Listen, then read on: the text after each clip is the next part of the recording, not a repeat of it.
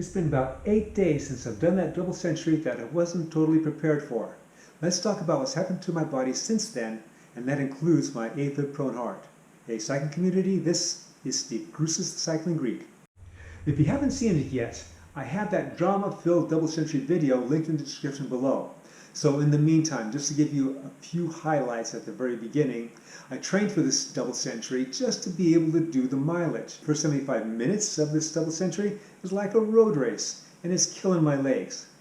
So that first 75 minutes, I averaged 253 watts, and you may be thinking, 253?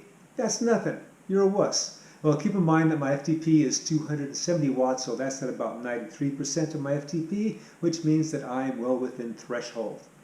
So after I get dropped at that 75-minute mark, I'm trying to hang on with various groups that come by me so I can make it to the bottom of the first main climb with them. And so it happens at about the 2-hour mark. So at the 2-hour mark, my overall wattage has dropped to 241 watts, which is a little below threshold at top of the tempo. My legs again are hurting. So on the screen now, I have the zone distributions of the double century, that's the one on top, and the training ride I'd done before that, which was 124 miles on the same amount of climbing, about 10,000 feet. So you can see that the chart on top has a lot more time spent in threshold and in areas that I shouldn't be spending in. So how did everything turn out? Well, I came in 15 minutes faster than I had set in my mind that I would do.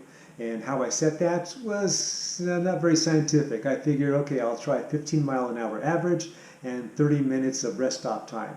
Well, you can see that I came in actually like 16.3 or 16.4 average, and spent a lot more time at the rest stops. It shows 13.50, but it's actually 13.35 because I started a little bit before then, and I had a little crash at the end that I talk about in the video, and then I finally shut off the computer after that. So now we get to the meat of this video.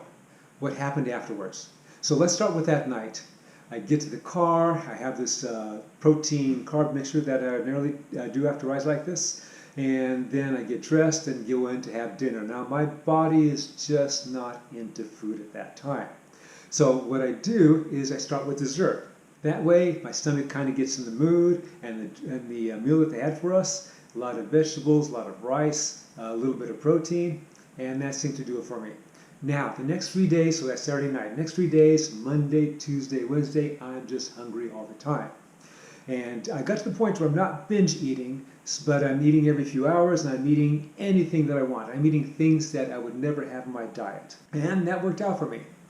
So by Wednesday, everything is settled down, I'm back to normal. So now let's talk about sleep. You would think after an event like that, I'd be dead to the world, but that's not the case. Ordinarily, I get up every couple hours. That night, I got up maybe 2 or 3 times. I've spoken in a previous video on how after doing big events like this, including those training rides, that my legs can cramp at a moment's notice, especially when I laid down to go to sleep. So this time I made sure I did a lot of stretching, a lot of massage, and that seemed to do it for me. When's the next time I got on the bike? Well, it was on Wednesday because I didn't feel like riding beforehand. And all I did was I get my cross bike and I go out on the streets around where I live for like 20-30 minutes.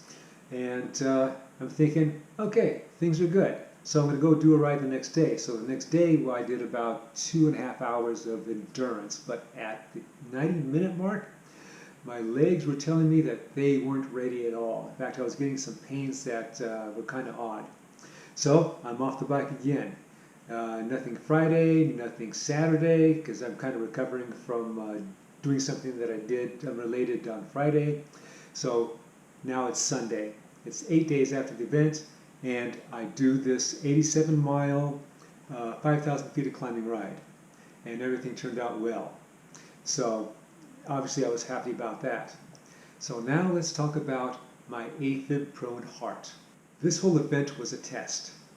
I've been doing some long distance work with training with a client in her ultra distance events a few months earlier, and then I decided to, after a little bit of time off, went into my off season, I decided to, this event's coming up, I'm going to see if I can still do long distance events, because that's one of the things that I stopped when I first went into Afib about 8 years ago. So since then, No problems with my heart. Not even any palpitations after the event. And I was really concerned about that during the event, especially the first hour where it's a road race for me and I still have like 180 miles to go. So I'm all good with that. Now, I don't want to sound nonchalant about this. I still have to be careful. And I may do one long event or 2 long events next season. But I still got to be careful. Well, I hope you enjoyed this video and you got something out of it. I'm happy with how things turned out. Alright, if you have any comments, listen below. Remember, I have that double century video. If you haven't seen it, link below. And as always, comment and subscribe, and share this video. The Cycling Greek.